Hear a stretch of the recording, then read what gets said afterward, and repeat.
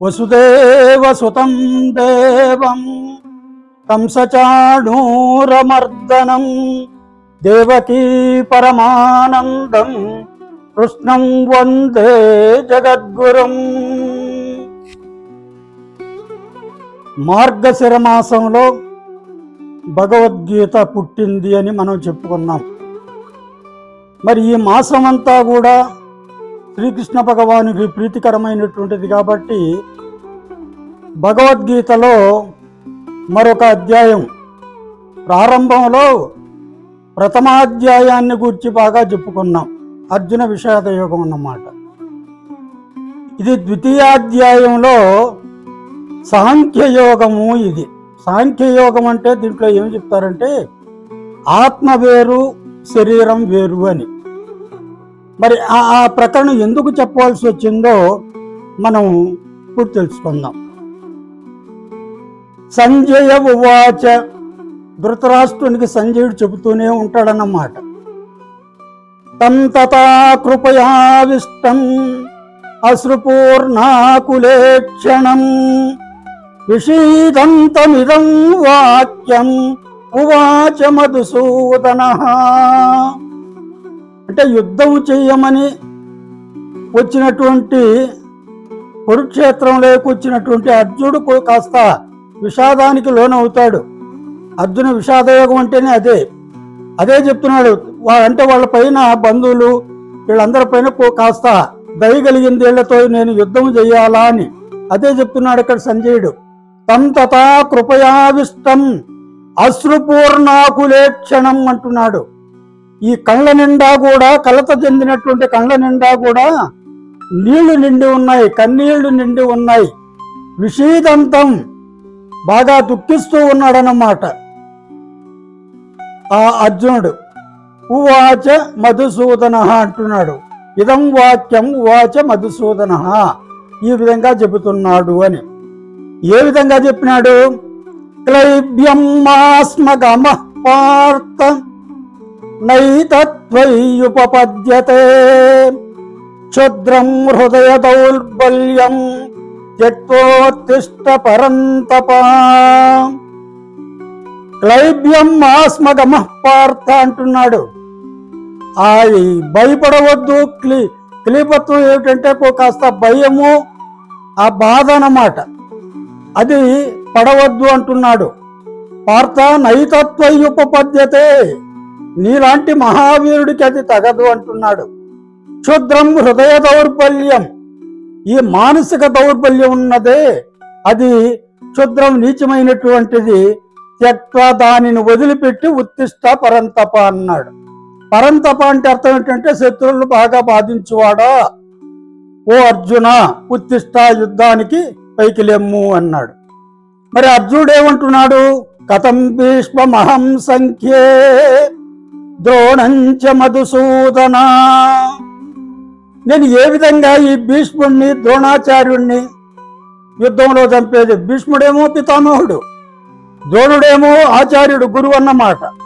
ఇషుభి ప్రతియోచ్యామి పూజార్హ వరిసూదన, వాళ్ళిద్దరు కూడా నాకు పూజనీయులే. వాళ్లను ఈ బాణాలతో ఏ విధంగా నేను కొట్టగలను అని అంటూ ఉన్నాడు. ఇంకా ఏమంటున్నాడంటే,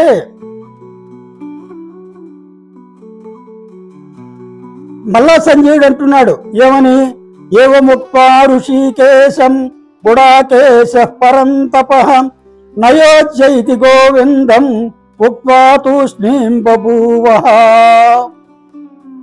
సంజయుడు మళ్ళా ధృతరాష్ట్రునితో అంటున్నాడు, ఈ విధంగా చెప్పాడు. ఋషికేశం అంటే కృష్ణునితో, గుడాకేశ అంటే అర్థం ఏంటంటే, గుడ అంటే మామూలుగా నిద్రను జయించగలిగిన వాడన్నమాట అర్జునుడు. నయోజ్యైతి గోవిందం, నేను యుద్ధం చెయ్యలేను. ఇది ఉక్త్వా తూష్ణీం బభూవః, ఊరకనే ఉండిపోయాడట అర్జునుడు. ఈ మాట చెప్తున్నాడు సంజయుడు ధృతరాష్ట్రునితో. తమువాచ హృషికేశ ప్రహసన్యవ భారత. అలాంటి అర్జున్ని నవ్వుతూ ఈ విధంగా అన్నాడు. ఎవరు? హృషికేశుడు అంటే, ఋషికములు అంటే ఇంద్రియములు, ఇంద్రియాలకు ప్రభు అన్నమాట ఆయన. ఎవరు? కృష్ణుడు.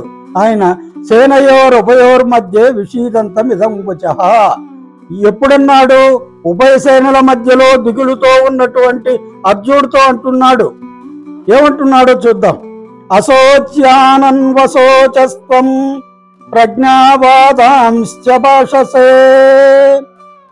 అశోచ్యాన్ దుఃఖించదగనటువంటి వారి ఎడల నీవు దుఃఖిస్తున్నావు.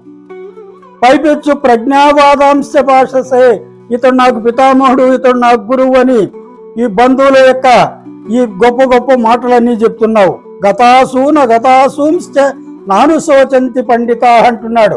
గతాసూన్ అంటేనే, అసూలు అంటే ప్రాణములు, ప్రాణములు పోయిన వారిని గూర్చి, అగతాసూంశ్చ ఉన్నటువంటి వారిని గూర్చి, పండితా నాను శోచంతి పండితులు దుఃఖించరు. దేహినస్మిన్ యథాదేహే కౌమారం యౌవనం జర. మామూలుగా శరీరానికి కౌమారం, బాల్యము, యౌవనము, జర, ముసలితనం ఏ విధంగా ఉన్నాయో తథా దేహాంతర ప్రాప్తి, ఈ శరీరము మరొక దేహంలో పోవడం అనేది కూడా ఉంది. ధీరస్తత్ర నముహ్యతి అన్నమాట. ఈ శరీరం కాదు, ఆత్మ ఈ శరీరాన్ని విడిచిపెడతానే ఇంకొక శరీరానికి పోతుంది. ఏ విధంగా బాల్యం వదిలిన తర్వాత యౌవనము, యౌవనం వదిలిన తర్వాత వార్ధక్యం వస్తాయో అని ఈ విధంగా చెబుతూ ఇంకా ఏమంటున్నాడు? ఈ శరీరాన్ని గురించి చెప్తున్నాడు. నజాయతే మ్రీతే వా కదాచిత్. ఆత్మ శరీరాన్ని వదిలిపెట్టిపోతుంది కదా, ఆత్మకు నజాయతే, అది పుట్టేది కాదు, చనిపోయేది కాదు. నాయం భూత్వా భవితా వానభూయ అంటున్నాడు. ఇది అజహ అంటున్నాడు. అంటే ఇది పుట్టేది కాదు, నిత్యమైనటువంటిది, శాశ్వతమైనటువంటిది, పురాణమైనటువంటిది. నహన్యతే హన్యమానే శరీరే. శరీరానికే మరణం గాని ఈ ఆత్మకు మరణం లేదు అన్నాడు. ఇంకా ఏమంటున్నా అంటే నైనం చిందంతి శస్త్రాన్ని నైనం దహతి పావక. ఈ శరీరాన్ని అస్త్రశస్త్రాలు భేదించవు, అగ్నికి దహించదు. నచైనం క్లేదయంత్యాపో, నీరు తడపదు. నశోషయతి మారుత, గాలి ఎండింపదు అని ఇంకా ఏమన్నాడు? వాసాంసి జీర్ణాన్ని యథావిహాయ. మనము చినిగిపోయినటువంటి బట్టలను వదిలిపెట్టి నవాని గృహ్ణాతి నరోపరాణి అంటున్నాడు. మరి కొత్త బట్టలు వేసుకుంటాం కదా, చినిగిపోయిన బట్టలను వదిలిపెట్టి ఏ విధంగా మనం కొత్త బట్టలు వేసుకుంటామో తథా శరీరాన్ని విహాయ జీర్ణాన్, బాగా శిథిలమైపోయినటువంటి శరీరాలను వదిలిపెట్టి అన్యాని సంయాతి నవాని దేహి, ఆ దేహాన్ని ధరించినటువంటి ఆత్మ మరొక శరీరంలోకి పోతుంది అని ఈ విధంగా ఆ కృష్ణ భగవానుడు అన్నాడు. ఇంకా ఏమంటున్నాడు? జాతస్య ధ్రువో మృత్యు ధ్రువం జన్మ మృతస్య చ తస్మాత్ పరిహార్యేతే నత్వం శోచితుమర్హసి. ఈ పుట్టిన వారికి మరణం తప్పదు, మరణించిన వారికి పుట్టుక తప్పదు. తస్మాదందువలన అపరిహార్యేతే, మనం దాన్ని ఏమి చేయలేమన్నమాట, వదిలిపెట్టలేము దాన్ని. అలాంటి పరిహారం లేదు దానికి. అలాంటి ఆ విషయంలో నత్వం శోచితుమర్హసి, నీవు దుఃఖించతగవు. ఇంకా ఏమంటున్నా అంటే భయాతృణాదుపరతం మన్యంతే త్వాం మహారథాః. యుద్ధం చేయని నువ్వు పోతూ ఉంటే భయపడి పారిపోతున్నాడు అని గొప్ప గొప్ప ఈ మహారథులంతా అంటారు. ఏషాంచత్వం బహుమతో భూత్వా యాస్యశిలాగం. ఇప్పుడు వాళ్ళంతా కూడా నిన్ను ఎవరుకుంటున్నారు? చాలా గొప్ప బలవంతుడు అర్జునుడు అని అనుకుంటున్నారు. నువ్వు పారిపోతే ఏమిటంటే నువ్వు వాళ్ళకి తేలికైపోతావు అంటున్నాడు అనమాట. హతోవా ప్రాప్ససే స్వర్గం జిత్వావా మోక్షసే మహీం. యుద్ధం చెయ్యి, యుద్ధంలో నీవు మరణిస్తే నీకు స్వర్గ ప్రాప్తి కలుగుతుంది. జిత్వావా మోక్షసే మహీం. ఒకవేళ నీవు తప్పనిసరిగా నువ్వు జయిస్తావు, జయిస్తే నీకు రాజ్యం వస్తుంది. తస్మాత్ ఉత్తిష్ట కౌంతేయ. కాబట్టి ఓ అర్జున, నువ్వు పైకి లేము. యుద్ధాయ కృత నిశ్చయ, యుద్ధానికి నిశ్చయుడవై పైకి లెమ్ము అని అన్నాడు.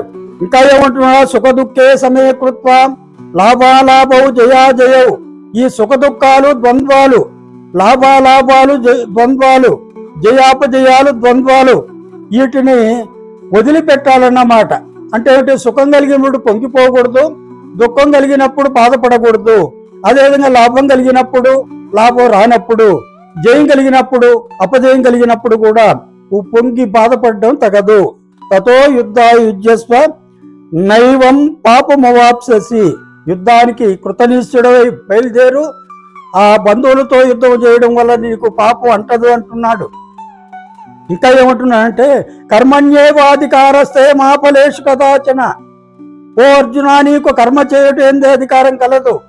మా ఫలేషు, ఈ పని చేస్తున్నాను కదా, దీనికి వచ్చే ఫలితం నాకు కావాలా అని కోరుకోవడంలో నీకు అధికారం లేదు. నీకు అధికారం పని చేయటం మాత్రమే ఉన్నది. మా కర్మ ఫలహేతుర్భూ, నేను ఈ పని చేస్తున్నాను, ఈ ఫలితం కలిగింది, దానికి నేనే కారణపోతుందని కూడా అనుకోవద్దు. మాతే సంగోస్వ కర్మని. మరి ఆ విధంగా పని వలన వచ్చే ఫలితం వద్దనుకుంటే నేను ఎందుకు కర్మ చేయాలి అంటే తప్పనిసరిగా నువ్వు కర్మ చేయవలసిందేను, అది విద్యుక్త ధర్మము అని ఈ విధంగా అన్నాడు. అర్జును వాచ. మళ్ళా ఇంత జరిగిన తర్వాత కూడా అర్జునుడు ఏమంటున్నాడు, స్థితప్రజ్ఞుని యొక్క లక్షణాల గురించి అడుగుతున్నాడు. భగవానుడు స్థితప్రజ్ఞస్య కా భాష సమాధిస్తస్య కేశవ అంటున్నాడు. ఓ కృష్ణ, స్థితప్రజ్ఞుని మాటలు ఏ విధంగా ఉంటాయి, స్థితది కిం ప్రభాషత, అతడు ఏ విధంగా మాట్లాడతాడు, కిమాసిత్ ఏ విధంగా ఉంటాడు, ఏ విధంగా వ్రజేత వెళతాడు అని అంటున్నాడు. భగవంతుడు చెప్తున్నాడు, ప్రజహాతి యదా కామాన్ సర్వాన్ పార్థ మనోగతాన్. పార్థార్జున మనోగతాన్ సర్వాన్ కామాన్.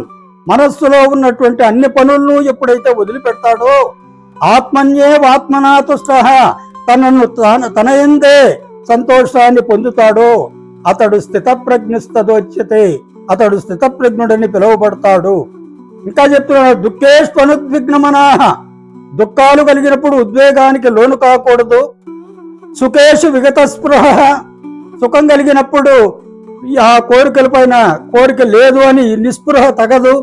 వీతరాగ భయక్రోధ, ఆ అనురాగము భయము క్రోధము ఎవరైతే వదులుతారో అతడు స్థితధీహి మునిరుచ్యతే, అతడు స్థితప్రజ్ఞుడని పిలువబడతాడు అనే చెప్తున్నాడు. ఇంకా ఏమంటున్నాడో, విహాయ కామాన్య సర్వాన్ అంటే కృష్ణ భగవానుడు అంటున్నాడు, విహాయ కామాన్య సర్వాన్ పుమాంశ్చరతి నిస్పృహ. అన్ని పనులను వదిలిపెట్టి ఎవరైతే నిస్పృహ చెందుతాడో, నిర్మమో నిరహంకార శాంతిమది గచ్చతి అన్నమాట. మమకారం లేకుండా అహంకారం లేకుండా ఎవడైతే ఉంటాడో అతడు శాంతిని పొందుతాడు. అంటే నువ్వు కూడా ఏం చేయాలి, ఈ యుద్ధము బంధువులు అది ఇదని నిస్పృహ చెందవద్దు అంటున్నాడు. అవి వదిలిపెట్టాల. మమకారం వదిలిపెట్టాల, అహంకారం వదిలిపెట్టాల. ఇవన్నీ వదిలిపెడితే ఎవడైతే ఉంటాడో సహా శాంతిం అధిగచ్చతి, అతడు శాంతిని పొందుతాడు అని చెప్పేసి మరి కృష్ణ భగవానుడు సాంఖ్యయోగాన్ని ముగించినాడు. హరి ఓం తత్సత్.